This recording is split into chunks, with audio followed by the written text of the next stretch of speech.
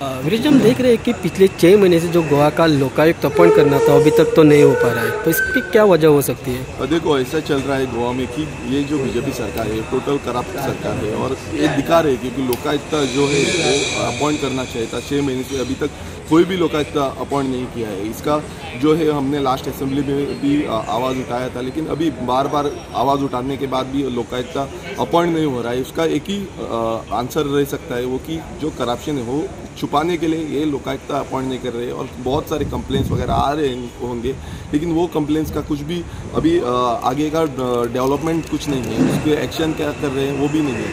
सो इस हिसाब से अभी लोकायुक्त का इम्प्लीमेंटेशन बहुत जल्दी होना चाहिए था, लेकिन अभी तक नहीं हो रहा है और मेरे को लग रहा है वो करेंगे भी नहीं, क्योंकि उनको नहीं चाहिए कि उनके जो MLAs है, उनके जो और कोई लीडर्स है वो एक्सपोज हो।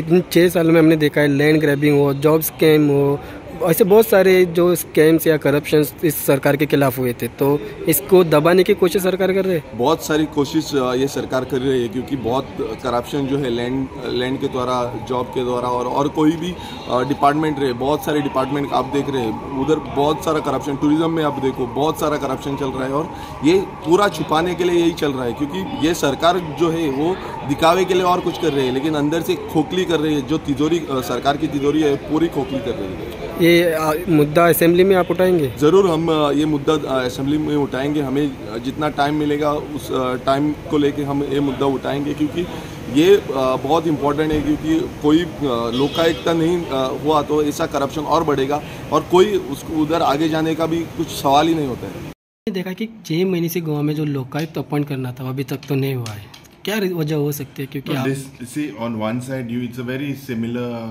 simple answer कि on one side you say that zero tolerance to corruption, the BJP says. On the other hand, despite reminders to the Honorable Chief Minister, despite reminders, this was done in the past as well.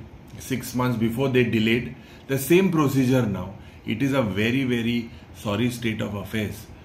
Lokayukta's position is something with the amount of corruption. All these files are shelved today for the last 6 months. Complaints and the recommendations versus the recommendations by the Lokayukta is somehow this government has failed. What is the use of someone, especially with the powers of the Lokayukta, who was bought basically to be a neutral authority, give proper reports. But if we look at it, it is a sorry state of affairs. This Bharatiya Janata Party only wants to continue the corruption. There is no autonomy, absolutely no powers.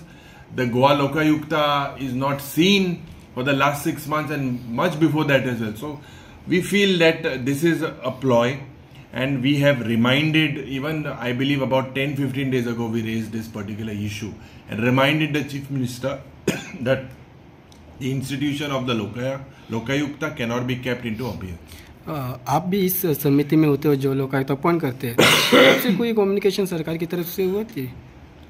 हमने बहुत communication किया सरकार को कि ये लोकायुक्ता का institution है, ये जो है बहुत ही इंपॉर्टेंट पोजीशन है, immediately this has to be appointed. A meeting has to be called after the tenure ended, but this government doesn't want to do it.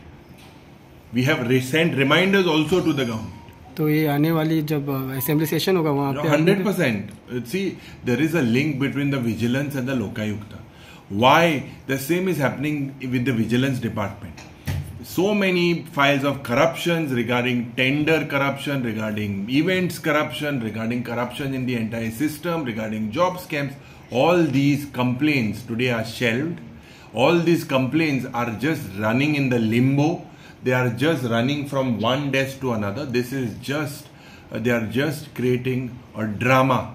Nothing else, just to protect this corrupt government. इन 6 महीनों में देखा बहुत सारे corruption charges, जैसे कि land grabbing हो या फिर कैश फॉर जॉब स्कैम्स हो, मडकई कर का जो करप्शन एलिगेशन था, ऐसे बहुत सारे केसेस जो लोकायुक्त के पास जा सकते थे।